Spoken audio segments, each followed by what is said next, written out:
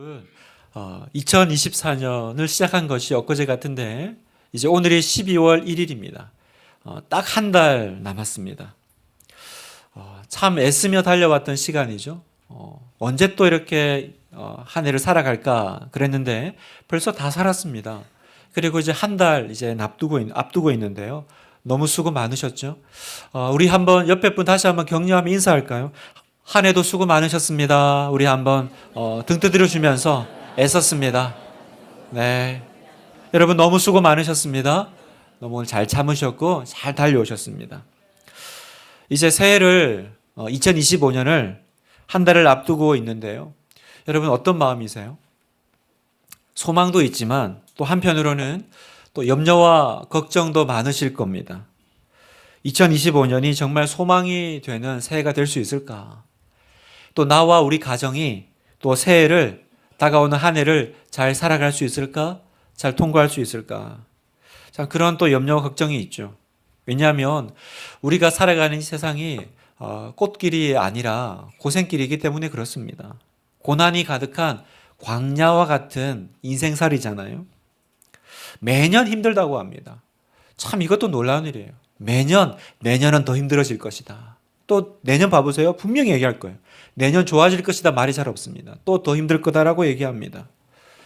자, 그러면 여러분 이런 세상살이 가운데 이런 상황 가운데 하나님 믿는 하나님의 백성들은 어떻게 살아야 됩니까? 어떤 마음으로 살아야 될까요? 이 참 마음이 기대보다는 참 무거워지는 이 연말이에요. 우리는 어떤 마음을 붙잡고 살아야 될까요? 여러분은 요즘 마음이 어떠세요? 여러분은 행복하십니까? 여러분은 평안하십니까? 편안이 아니라 평안하십니까? 오늘 우리가 읽은 이 본문은요, 민수기라는 본문입니다. 민수기. 말 그대로 백성의 숫자를 센다라는 뜻입니다. 그래서 민수기에는 그 인구 조사하는 내용들이 많이 나옵니다. 그런데 이 민수기는 원래 원문의 그 성경 그 원 제목이 아닙니다. 설교 그 민수기 원래 원 제목은요, 베미드바르라는 단어를 쓰는데 여기서 미드바르라는 단어는 광야라는 뜻입니다. 사막이죠, 광야. 그래서 베는 어디에? 그래서 직역하면 어떻게 돼요? 광야에서 베미드바르, 광야에서라는 뜻이에요. 민수기는 광야 이야기입니다. 그러니까 출애굽을 해서 이제 가나안 땅에 가기 전에 그 광야를 통과하잖아요. 그때 있었던 이야기인 거예요. 그런데 여러분 이 광야가 어떤 광야냐? 정말 녹록치 않은 광야입니다. 사람이 살기 힘든 광야죠. 그래서 하나님께서는 이스라엘 백성들을 출애굽 이집트에서 애굽으로 이제 출애굽 데리고 나오신 다음에 광야를 통과해야 되는데 광야는요 준비 없이 들어가면 큰일 나죠. 그래서 이스라엘 백성들로 하여금 이 광야 진군을 앞두고 준비를 시켜요. 그 준비시키는 내용이 오늘 우리가 민수기 11장을 읽었는데 1장에서 10장까지의 내용이 준비 내용입니다. 뭘 준비해야 될까요? 여러분 한번 생각해 보세요. 만약 저와 여러분이 우리가 어떤 광야를 이제 사막을 여행해야 된다. 그러면 뭐 준비해야 될까요? 당연히 먹을 거, 마실 거, 그죠? 옷, 신발. 또 그 광야 길이 없으니까 우리를 인도할 가이드가 있어야 될 거고, 길을 잘 아는 사람. 또 그 광야에서 어떤 도적과 강도가 또 있을지 모르니까 또 우리를 지킬 무기도 필요할 거고, 또 군대도 조직해야 되겠죠? 불침범 써야 될 거 아니겠습니까? 그런 것들이 우리가 이 광야를 통과할 때 뭔가 좀 갖추어야 될 준비 내용일 것 같은데 성경을 읽어보면요 전혀 그런 내용이 없어요. 민수기 1장에서 10장을 보면 놀랍게도 이 짧은 기간 동안 하나님이 이스라엘로 준비시킨 것 중에 옷이나 의류나 주거 생활과 관련된 준비 내용이 없습니다. 그 대신에 가장 중요하게 준비시킨 것이 있어요. 그게 뭘까요, 여러분? 너희들 광야를 이제 통과할 텐데 이거 준비해야 돼. 그게 뭐냐면 바로 이스라엘 백성들의 정결하고 거룩한 삶이에요. 너희는 광야를 통과할 때 이걸 준비해라. 근데 그게 뭐냐면 거룩함이다라는 거예요. 거룩함. 자, 민수기 5장 3절을 보면 남녀를 막론하고 다 진영 밖으로 내보내어 그들이 진영을 더럽히지 않게 하라. 내가 그 진영 가운데 거하느니라 하시매. 자, 왜 이 험난한 광야 시간을 통과하는데 준비해야 될 것들 하다못해 물이라도 준비해야 될 것 같은데 왜 거룩함을 준비하라 그러셨을까? 이유는 여기 있어요. 내가 그 진영 가운데 거하느니라. 그 진영이 어디입니까? 이스라엘 백성들의 그 물이죠.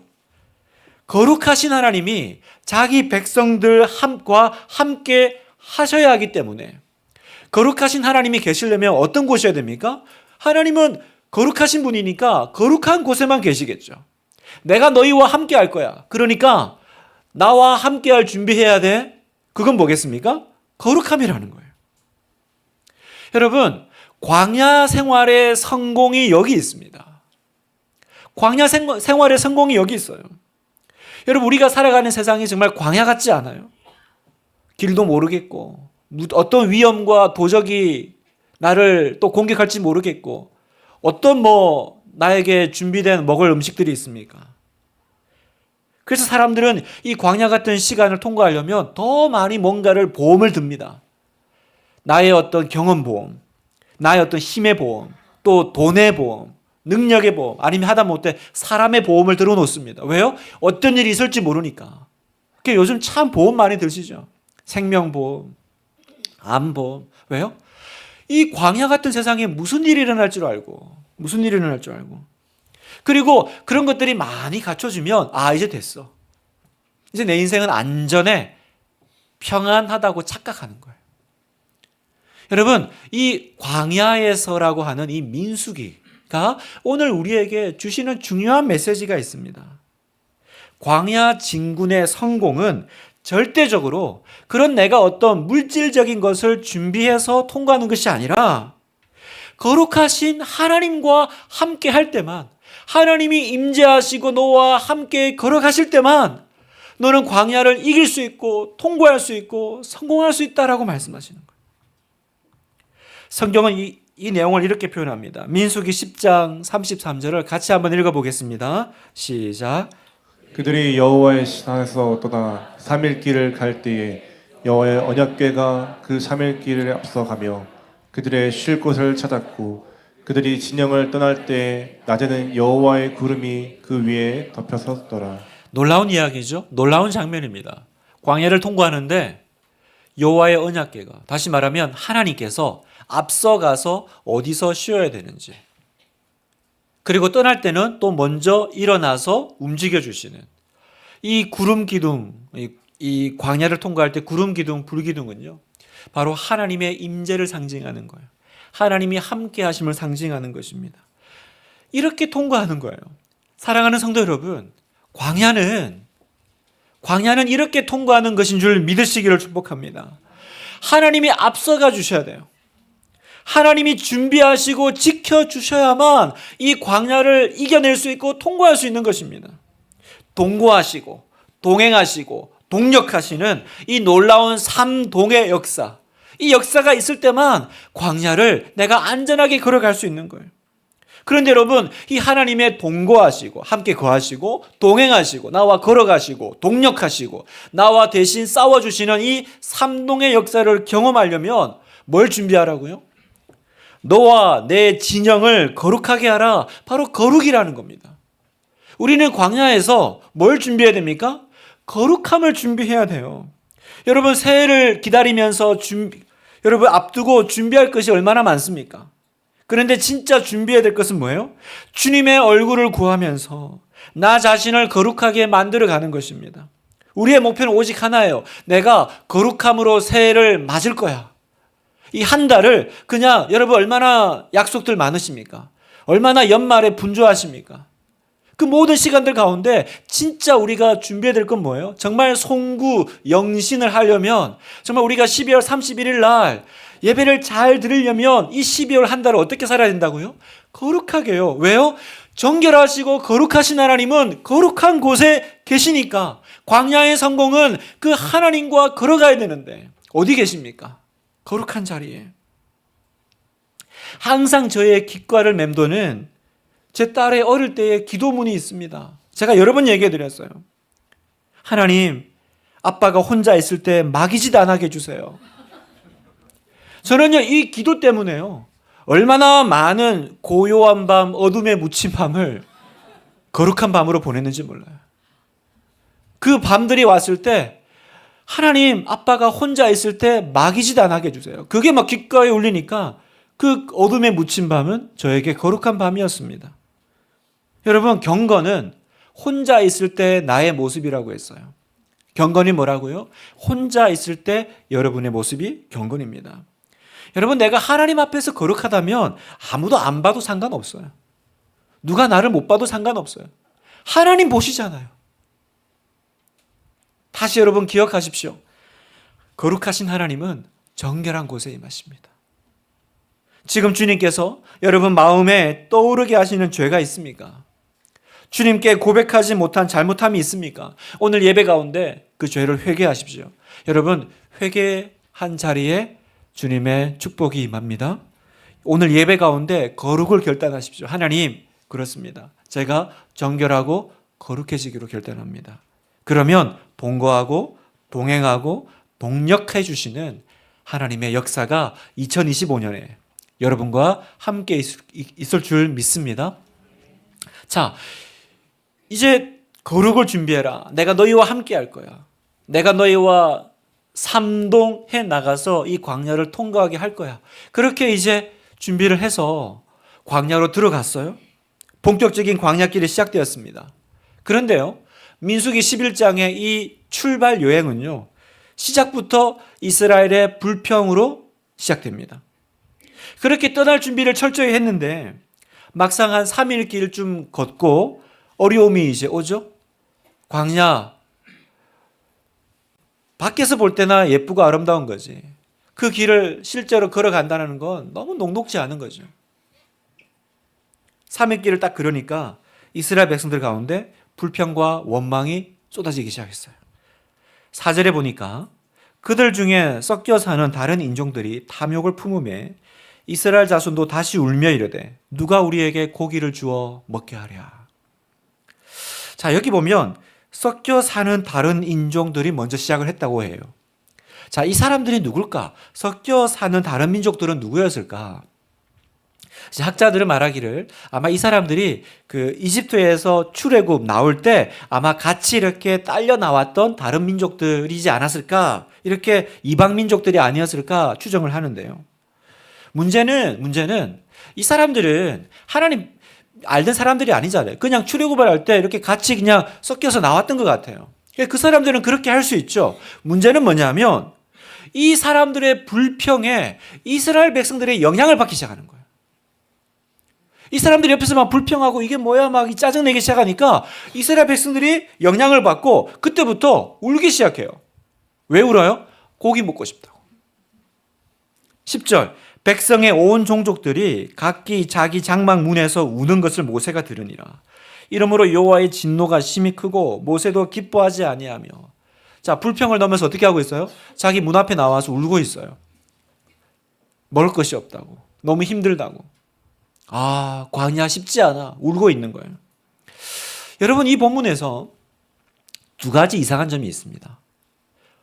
뭐가 이상하냐면요, 첫 번째, 고기가 먹고 싶으면 하나님 고기가 먹고 싶습니다. 고기 좀 주세요. 그렇게 기도하면 되잖아요. 근데 뭐라 그래요? 울며 이르되 누가 우리에게 고기를 주어 먹게 하랴. 그렇게 원망하고 불평하고 있다는 거예요. 다시 말해서 왜 기도할 문제가 불평할 문제가 됐을까라는 것입니다. 여러분, 시험은 실력을 드러내죠. 수능을 딱 치르니까 실력이 다 나오잖아요. 여러분, 고난은 우리 내면에 숨은 것을 반드시 외부로 드러냅니다. 먹는 문제가 딱 나오니까 이스라엘 백성들의 근원적인 문제가 드러나기 시작했어요. 그 문제는 뭐냐면 그동안 이 사람들이 하나님을 어떤 하나님으로 믿어왔는지가 드러난 겁니다. 만약에 여러분 생각해 보세요. 이스라엘 백성들이 하나님을 고기도 광야에서 주실 수 있는 분으로 믿었다면 기도했겠죠. 누가 우리를 고기를 주어 먹게 하랴. 계속 그렇게 주저리 원망하고 불평할 것이 아니라 하나님, 고기를 주실 수 있는 하나님, 고기를 주세요 라고 기도할 거 아니겠어요? 여러분, 지금 내 삶에, 오늘 여러분의 삶에 이 고기로 상징되는 무언가가 없습니까? 어떤 결핍이 있습니까? 여러분 어떻게 하세요? 여러분 그게 기도할 문제라고 생각하세요? 아니면 울며 걱정할 문제라고 생각하세요? 우리는 많은 경우 기도하지 않아요, 사실은. 그냥 걱정하고 염려하죠. 그런데 또 한편으로는 내가 걱정하고 염려하는 것이 기도라고 착각하는 분들도 있어요. 여러분 기도해야 됩니다. 그런데 우리는 그냥 계속 기도는 안 합니다. 다만 염려해요. 여러분 울어야 한다면 지금 이스라엘 백성들이 지금 울고 있잖아요.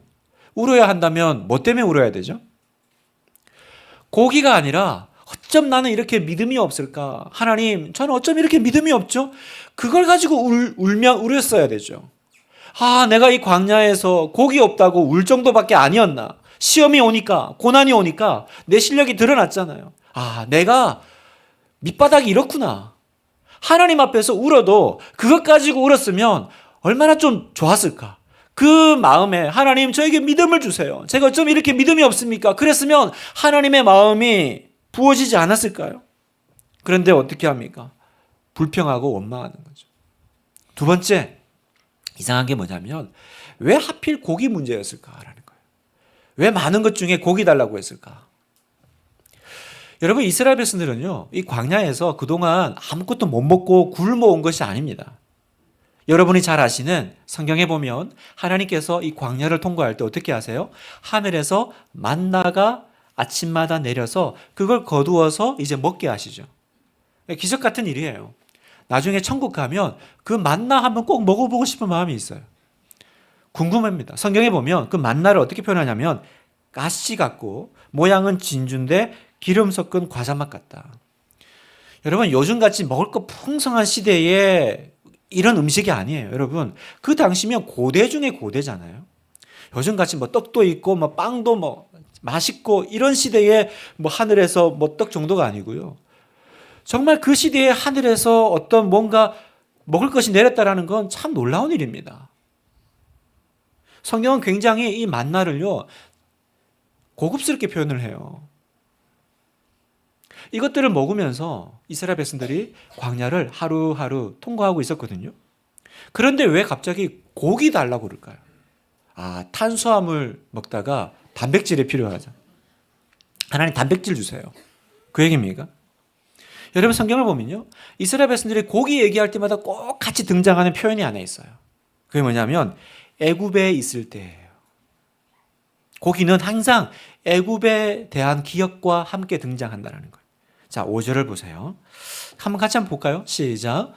우리가 애굽에 있을 때에는 값없이 생선과 오이와 참외와 부추와 파와 마늘들을 먹은 것이 생각나거늘. 여러분 참 보세요. 재밌는 게 이 고기 얘기는요. 어디서 먹었어요? 애굽에 있을 때, 이집트에 있을 때 먹었어요. 그런데 값없이 먹었다 그래요. 뉘앙스가 재밌죠? 우리가 뭐라고 불평해요? 우리가 애굽에 있을 때 정말 공짜로 값없이 생선과 오이와 뭡니까? 참외와 부추와 파와 마늘. 마치 부잣집 도련님이요. 저녁에 삼겹살 구워가지고 상추에 이렇게 마늘 올리고 고기 올려서 먹은 것처럼 그렇게 표현하고 있어요. 그런데 여러분 실상은 어땠어요? 여러분 이스라엘 백성들이 이집트에서 어떤 신분의 사람이었습니까? 노예였잖아요, 여러분 노예. 그 당시에 노예는요 사람이 아닙니다, 여러분. 그 고대 시대의 노예는 어떤 존재였을까요? 어떤 취급을 받았을까요? 문제는요, 나도 노예, 내 아이도 노예, 태어날 내 손주도 노예. 노예로 살아가야 될 신분의 운명의 사람이었습니다. 그런데 뭐라 그래요? 애굽에 있을 때 값없이 고기를 먹었다. 먹었을 수도 있죠. 뭐 얼마나 자주 먹었는지 모르겠지만 가끔 뭐 나왔을 수도 있죠. 그런데 여러분 그게 값없입니까? 값없이 먹었나요? 아니죠. 그건 노예 생활의 대가였잖아요. 노예 생활의 대가로 먹은 거예요. 그런데 그립다니요. 그때가 그립다니요. 18절 너희가 울며 이르기를 누가 우리에게 고기를 주어 먹게 하랴 애굽에 있을 때가 우리에게 좋았다 하는 말이 여호와에게 들렸으므로. 지금 왜 하나님이 진노하고 계세요? 왜 하나님이 화가 나셨습니까? 고기 달란다고 화난 것이 아니에요. 애굽에 있을 때가 좋았다고 하잖아요. 애굽에 있을 때가 좋았다고 하잖아요. 바로 이게 문제입니다. 마귀는 이렇게 우리를 속여요. 주신 것은 하나도 생각 안 나고 하나님이 안 주신 것만 계속 떠오르게 해요, 우리 안에. 한 번은 제가 요즘 뭐 우리 동네가 다 그런 것 같아요. 저녁에 이제 퇴근을 하고 집에 갔는데 주차 자리가 없는 거예요.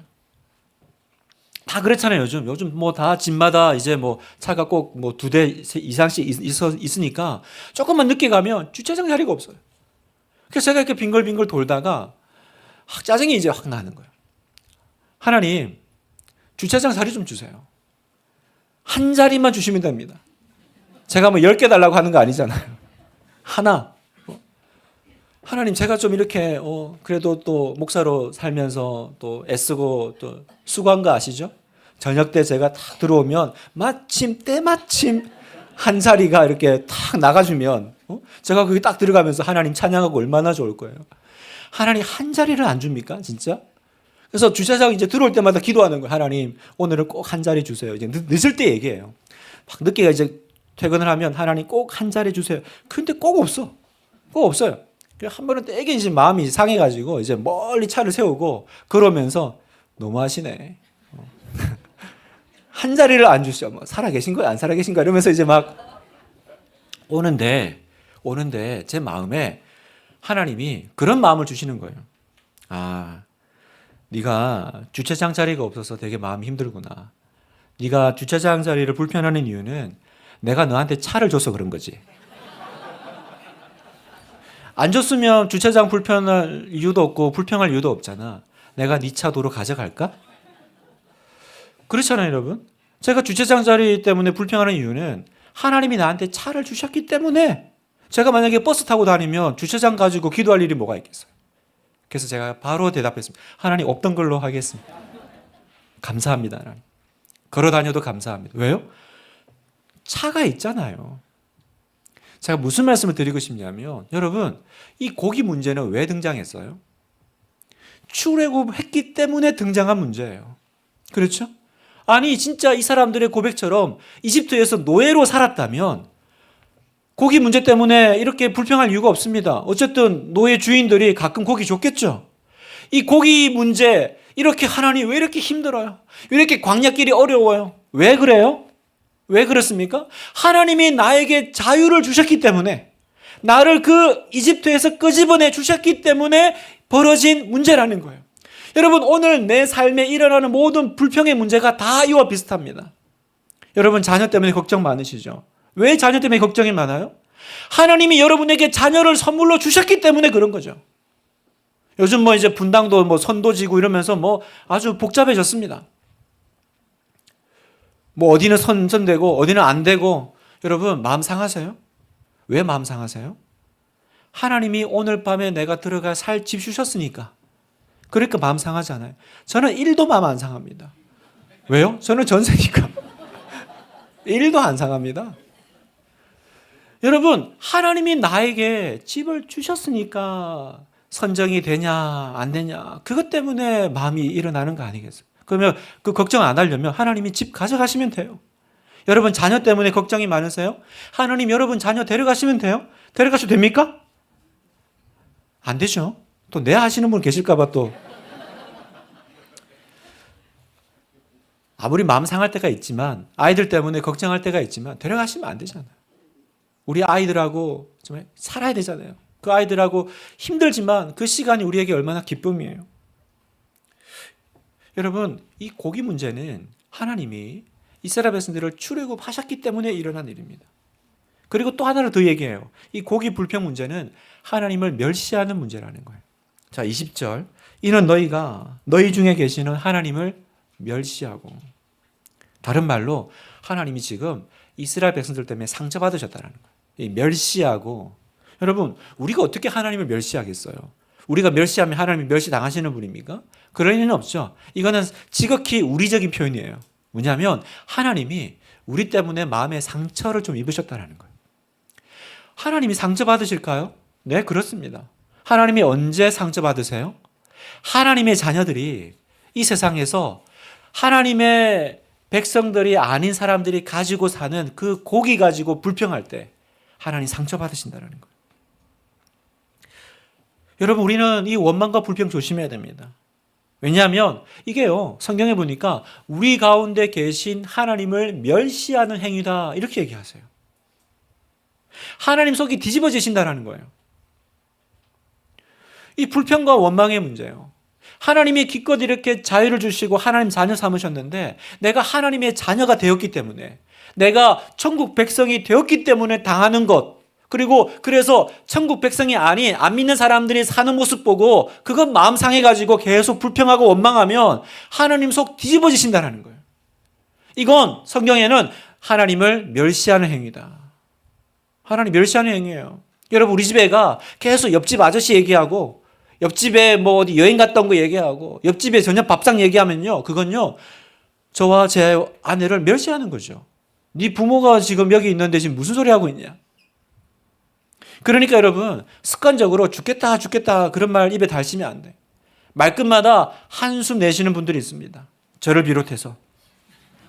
조심해야 됩니다. 여러분, 조심해야 돼요. 하나님이 듣고 계시는 거예요. 하나님이 보고 계시는 겁니다. 이건 하나님 멸시하는 거예요. 정말로 하나님이 내 말한 대로 하실 수 있습니다, 여러분.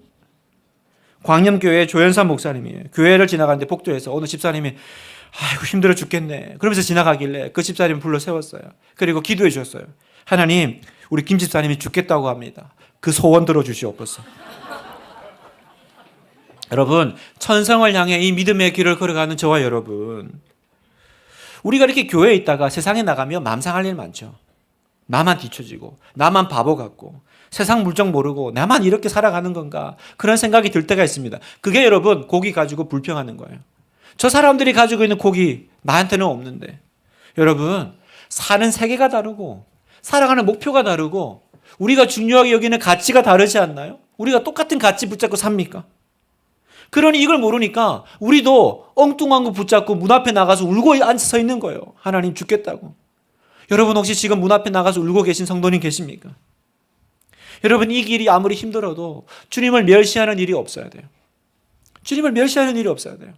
자, 그러자 이제 마지막입니다. 하나님께서 어떻게 하십니까? 내가 고기 없어서 힘드니 내가 먹이겠다. 그래서 18절 보세요. 여호와께서 너희에게 고기를 주어 먹게 하실 것이라. 하루나 이틀이나 닷새나 열흘이나 20날만 먹을 뿐 아니라 냄새도 싫어하기까지 한 달 동안 먹게 하시리니. 무려 한 달 동안 고기 먹여주겠다. 그랬더니 모세가 깜짝 놀라서 물어요. 그게 어떻게 가능합니까? 바다에 물고기 다 잡아도 우리가 지금 사람이 얼마나 많은데 어떻게 먹여요? 그래서 하나님 뭐라고 말씀하세요? 23절 같이 읽겠습니다. 시작. 여호와께서 모세에게 이르시되 여호와의 손이 짧으냐 내가 이제 내 말이 내게 응하는 여부를 보리라. 내 손이 짧아졌니? 내가 너야? 이 얘기죠. 여호와의 손이 짧으냐? 그래서 이제 고기를 보내시는데 성경에 보면요, 고기 양이 어느 정도냐? 31절 읽지 않았지만 보면 바람이 여호와에게서 나와 바다에서부터 메추라기를 몰아 진영 곁 이쪽 저쪽 곧 진영 사방으로 각기 하룻길 되는 지면 위 2규빗쯤에 내리게 한지라. 자, 이게 무슨 말인지 설명해 드릴게요. 어느 정도로 고기가 이제 왔냐? 메추라기 떼가 막 몰려왔는데 하나님이 바람을 일으키셔서 이스라엘 백성들 주위로 메추라기 떼를 이제 보낸 거예요.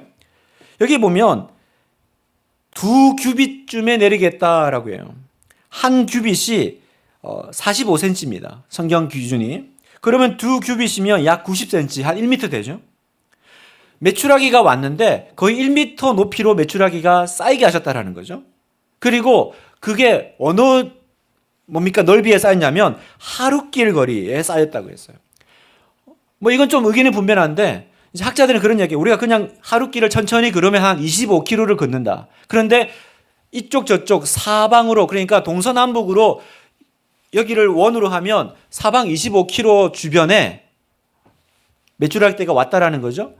여러분 사방 25km라고 하면 이 지면이요 대충 한 서울시 정도 넓이라고 합니다. 이 넓이에 서울시 면적만한 넓은 지역에 거의 1m 높이로 메추라기떼를 몰아넣어 주신 거예요.